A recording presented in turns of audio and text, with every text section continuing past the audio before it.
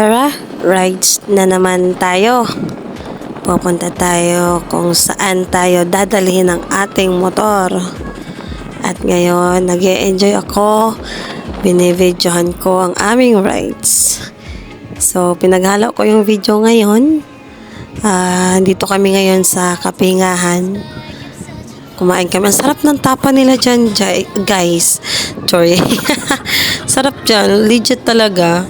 Tapos natutuwa pa kami sa aso dyan. Pangalan niya Mela ata. Mela. Basta yun. Natuwa kami kasi ang cute niya. Every time na tinatawag siya ng amo niya. Tumitingin siya at nag-i-smile siya. Natutuwa kami sa aso na yan.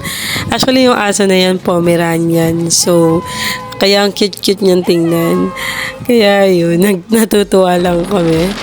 So, yan. Pauwi na ulit kami. At ay susunod ulit. Ewan lang kung saan na ulit sa susunod. Buyers!